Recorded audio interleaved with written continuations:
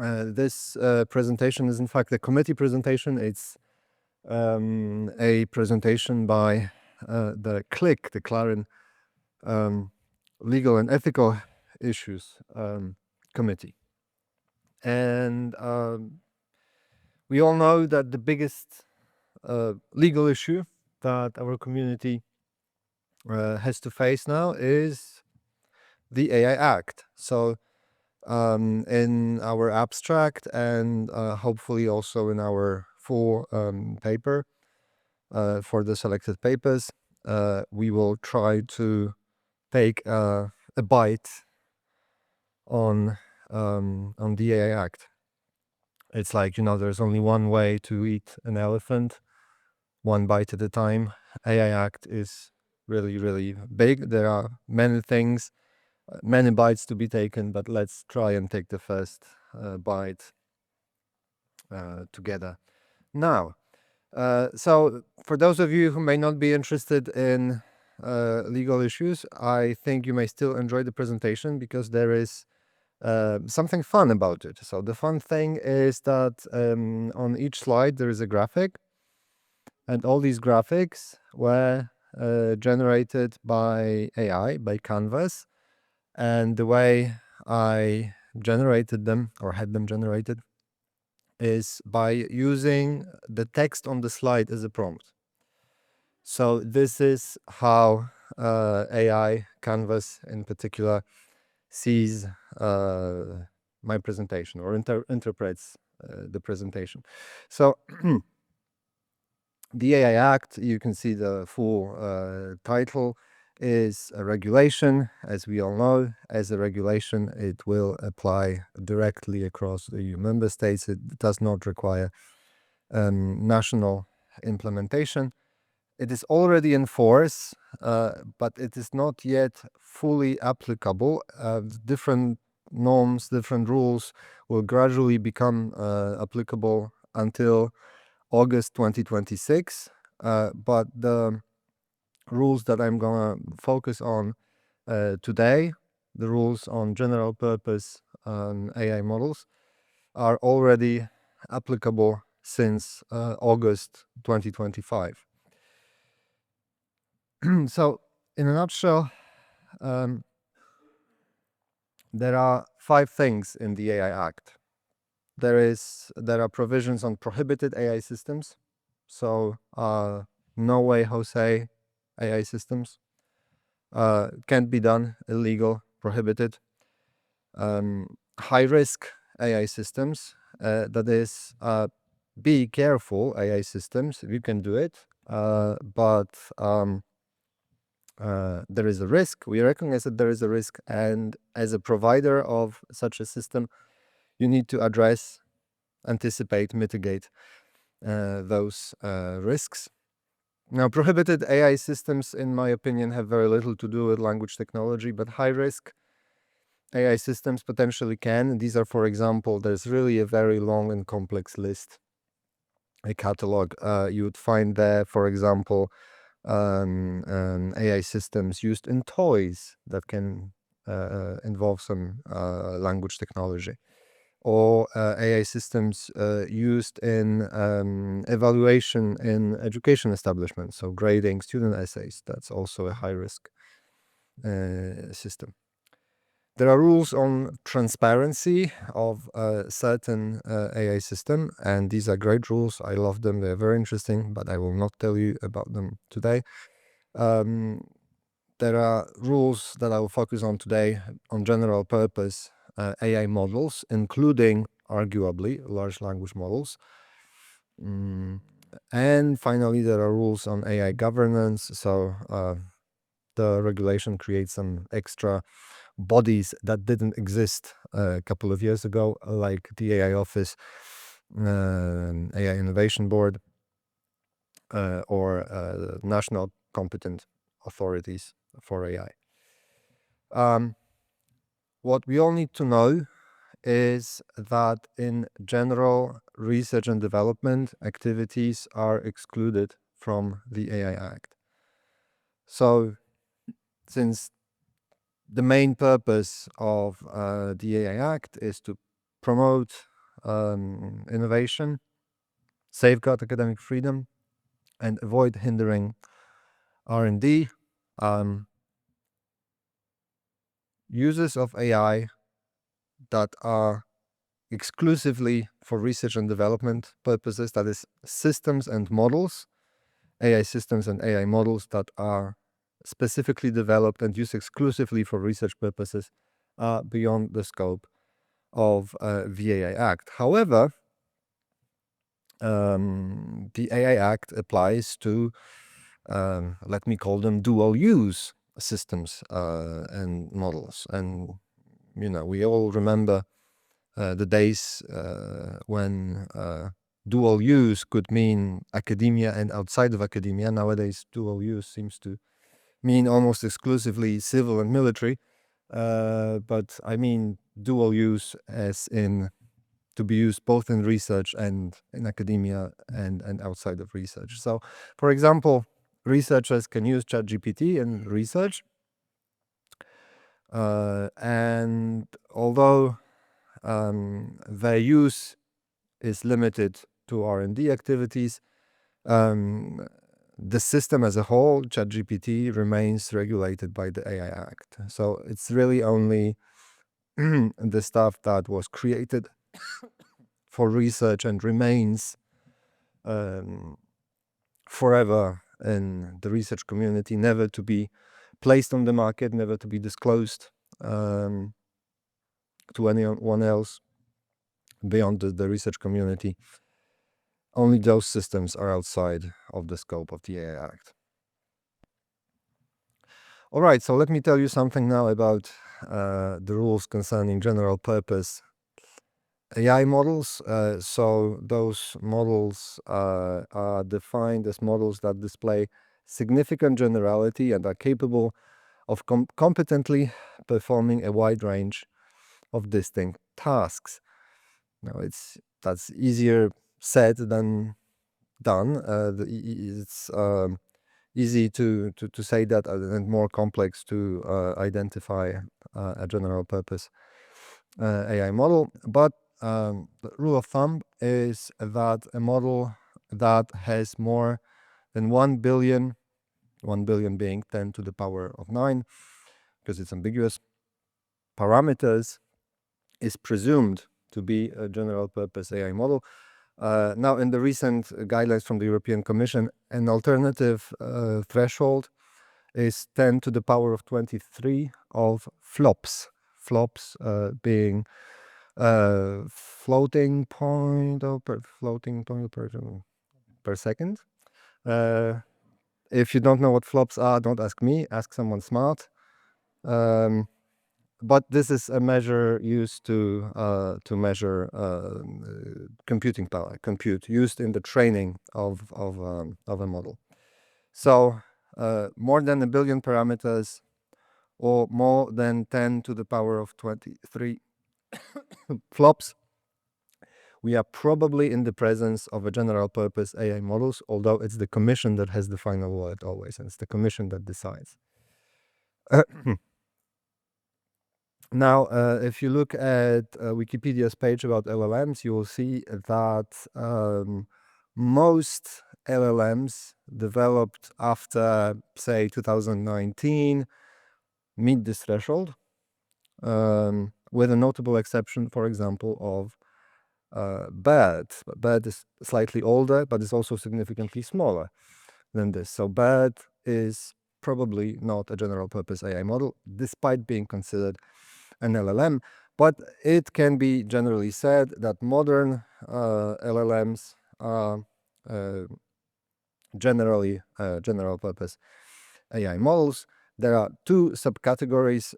Very briefly, there are particularly dangerous, evil general purpose AI models. They are called general purpose AI models with systemic risks, and these are the big ones.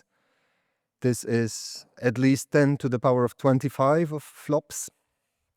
For example, GPT-4 is a general purpose AI model with systemic risks, but DeepSeek is not.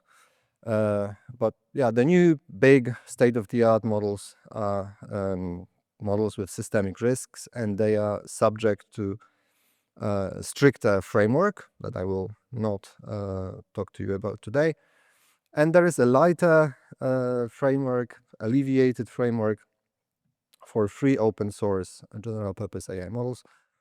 So the obligations of the providers of general purpose AI models are essentially four.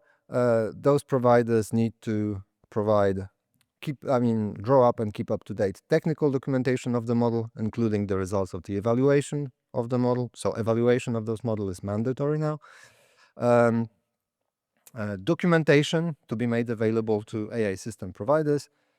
Copyright policy, that's very important, but no time to talk about it today. And I wanted to focus on the last one, sufficiently detailed summary of the training data. So we have some recent guidelines that tell us more about this legal framework. Very recent documents, and they allow us to say a little bit more about what is meant by this public summary of training data. And my thoughts are that since CLARIN wants to provide data to be used for LLM training, then we should try and facilitate the drawing up of this public summary of training data. And so all this information that is to be included in this public summary should be readily available with CLARIN resources, so that if a model provider downloads a dataset from CLARIN, all they have to do is to copy the metadata and put them directly in the summary, and so it will facilitate compliance. It will be a shortcut to compliance, and it will give some sort of advantage to CLARIN over other infrastructures. So let's very briefly see what should be, according to those recent guidelines, in this public summary of the training data. So first of all, information about modalities, size, and characteristics. That's an easy one. We have it, so we have to specify the modality of the data, whether it's text, image, audio, video, size by modality, how many tokens, how many hours, how many images, easy peasy. Type by modality, so for example, modality text, size 10 million tokens, type press publications. There you go, easy peasy, doable. Linguistic characteristics, that's our bread and butter. That is the language or languages of the resource. Obviously, we have this information already.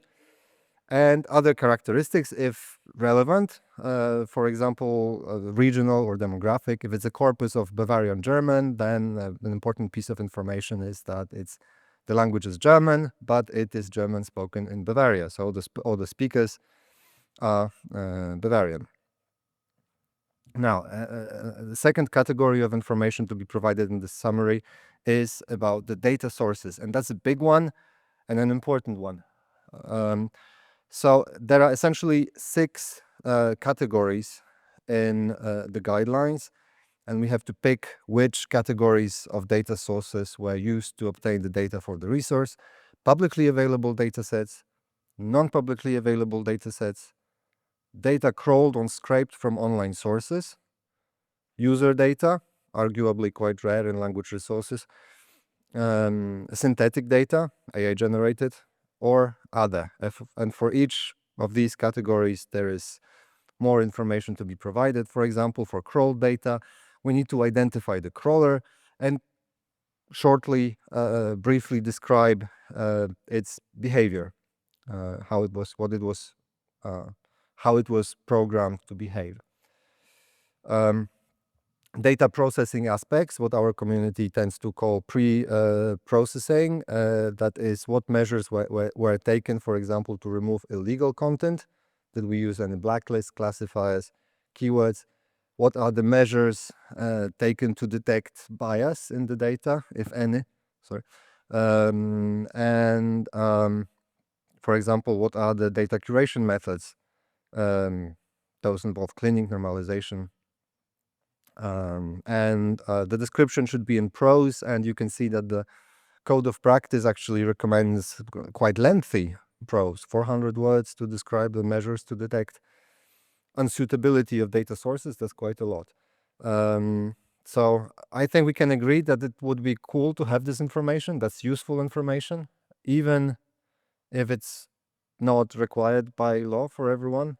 This is a good idea to have it handy. So the bottom line is the AI Act is here. In part, it applies already. Other part will become applicable next year. That's it from me. Thank you. Yeah, thank you for that presentation. I'm aware that cultural institutions feel very uncomfortable with the idea of, giving access to data for big companies to train their models. And I'm just wondering whether you have any insights as to, do you put a paywall? Who pays for this? What are the implications to the wider institutions that they are spending resources in curating these data sets? Thank you. Well, many things I want to say here. So first of all, I don't think that these are only those dreaded large American companies that train large language models. I also think that nice small European family companies also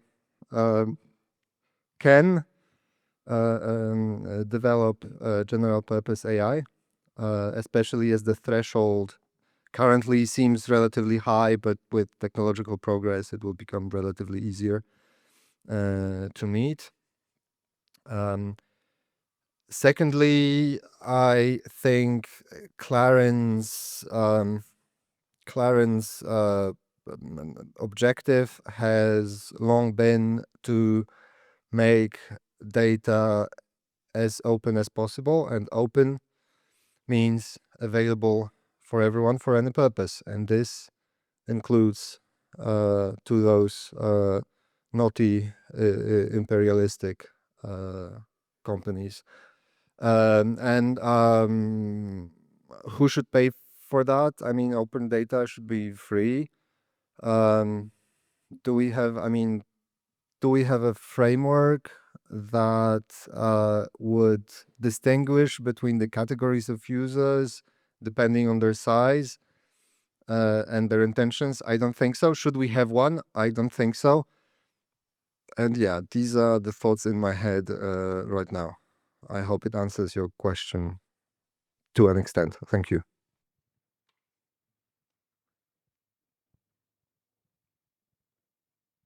Yeah, maybe as a follow-up of this. Of course, CLARIN tries to make available data as open as possible.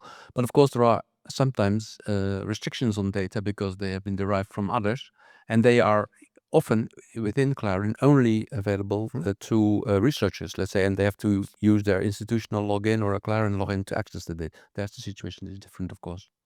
Obviously, yes. So for resources that are under the ACA licenses for academic research only, the question of making them available for industry actors that train LLMs is not a question. But we still have a sizable proportion of good open data. So the question of sharing those data with big companies is still relevant. Yes, practically, what should we do now until maybe CLARIN develops? For instance, I just realized that I am about to deposit a corpus, a parallel corpus, and one part is partly derived by machine translation. So should we already now highlight this, and should we try to standardize the way in which we indicate the fact that we're depositing synthetic data? Mm-hmm. So for synthetic AI generated data, I believe that it is already a good practice, and it's very much advisable to make it apparent in the metadata that part of the corpus is AI generated, or machine translation is also a form of course, synthetic generation of data. So yes, there are many reasons to say that you should already do that. And regarding the rest that I told you about, it should not be thought about as an obligation for CLARIN right now. I mean, there is nothing in the AI Act that requires data providers to provide all those metadata. This obligation is for model providers, those who use data for training. That's their problem, right? Not ours. But I'm just thinking that it might be a good idea to share not share the responsibility, but just help them, and by doing so, make a gesture towards those actors, especially that this sort of metadata is also useful for research. There is nothing extraordinary in this metadata. All this information that I had on the slides, I think, makes sense. It makes sense for researchers to have access to all this information, and it will only make our resources better and our research with those resources better. Thank you.